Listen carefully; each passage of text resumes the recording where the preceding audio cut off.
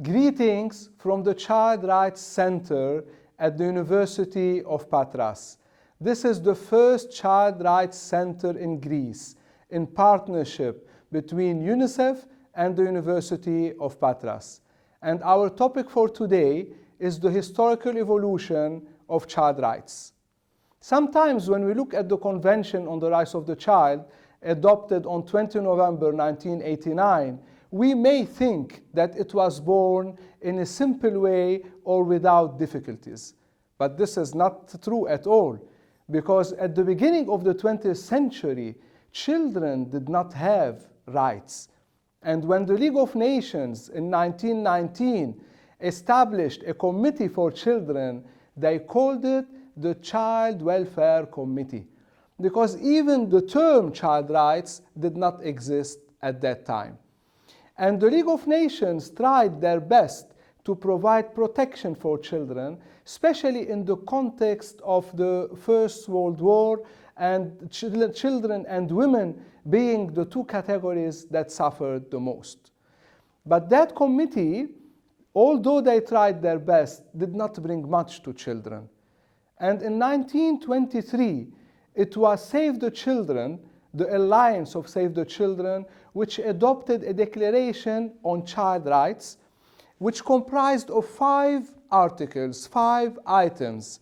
And the efforts of Save the Children started in 1919 as well, which is a very important year for humanity. The establishment of the International Labour Organization, the establishment of the League of Nations, and also the establishment of many working groups to improve human rights.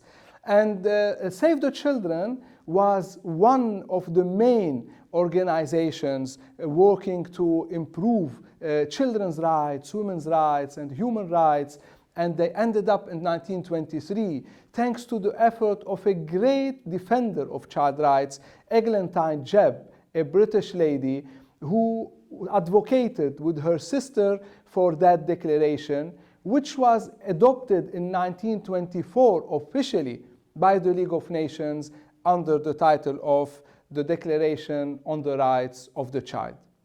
Very interestingly, it was adopted on 20 November, and we will see a little bit later that also the child rights, the Geneva Child Rights Declaration of 1959 was also adopted on 20 November. The same for the International Convention on Child Rights in 1989, which was also adopted on 20 November. And this day has become the International Children's Day. So after the adoption of the 1924 Declaration on Child Rights, child rights defenders were still unsatisfied, because a declaration is not mandatory, a declaration is not binding, and it shows only a political willingness by the state to protect children. So the aspiration was to have a convention which is more powerful, which requires ratification, and therefore which becomes mandatory, a binding legal instrument, and an integral part of the national legal system of every ratifying state. But that did not happen easily and did not happen quickly as well.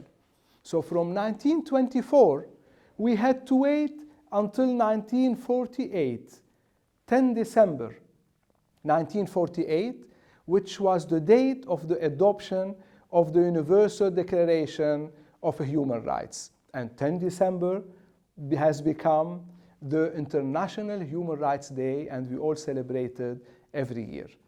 What happened between 1924 and 1948? Many instruments were adopted, but none of them was a comprehensive international instrument, a binding one for children. In 1948, when the Universal Declaration was adopted, it was adopted as a non-binding document, being a declaration. So it did not go through ratification. But countries later on considered this very important international instrument as a part of the international customary law. And therefore, it became binding on all states. Otherwise, on 10 December 1948, states voted by raising hands, and there was no other process to adopt it because of the huge conflict between the Western Bloc and the Eastern Bloc regarding whether human rights are civil, political, economic, social, and cultural, or only civil and political, which was what the Western Bloc advocated for, or only economic, social, and cultural, as the Eastern Bloc was advocating for. And in 1948, this led to having the Universal Declaration of Human Rights as a non-binding international instrument. At that time also, child rights defenders considered that children did not get much in that declaration. They were mentioned only in 2 places of the declaration, in addition to the fact that the declaration itself was non-binding to states. And the struggle for stronger children's rights in international law continued and resulted in 1959 in having another international instrument, but still it was a declaration, the 1959 Declaration on the Rights of the Child. But it comprised of 10 articles, so there was an improvement between the 1924 and 1959, because also the 1959 Declaration on the Rights of the Child included some elements of development, whereas the 1924 Declaration was only focused on protection of children from wars. And the 1959 slogan or motto was, "Mankind owes to children the best it can give." But still, it was not enough, and the struggle for children's rights continued.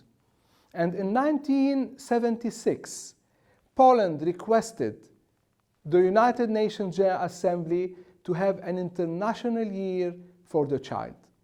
And that was decided by a resolution, and the year 1979 was declared as the International Year for the Child. And that year, all countries, all member states of the United Nations prepared situational reports on the situation of children. And it was from that year that a culture of preparing child-focused reports and studies started. And this led to what we call today child-centered statistics and child-centered research. So in 1979, the understanding of the need of focusing on children was born. And at the same time, it was understood that the family, although being the cornerstone of the society, but some children will need assistance within the family when their rights are not respected. At the same time, children got the right to be protected in school and in the society. So the concept became different. Children from 1979 got if not the right, but became entitled to a direct protection, not necessarily through the family, not necessarily through the school, not necessarily through the society, whenever needed. But also 1979 was the year when the Convention on the Elimination of All Forms of Discrimination Against Women was adopted, the CEDAW Convention. And by adopting that convention, also women became a person of international law, and children were freed in a way to also become an independent category, and they deserved to have due attention by international law. And therefore, in 1979, the United Nations established a working group to draft the Convention on the Rights of the Child. 1978, Poland submitted a draft convention, but Western countries considered that it was dominated by economic, social, and cultural rights due to the direction under which Poland was at that time, but it was adopted as the basic document, to the basic draft to develop further the convention. 10 years of a drafting process where all member states of the UN, even groups which are not nations but still were allowed to participate, NGOs who have the consultative status with the ECOSOC, but also regional meetings involving the civil society, involving most importantly children themselves, were held. Faith-based religious leaders, faith-based organizations, community leaders, everyone participated in the drafting of the Convention on the Rights of the Child.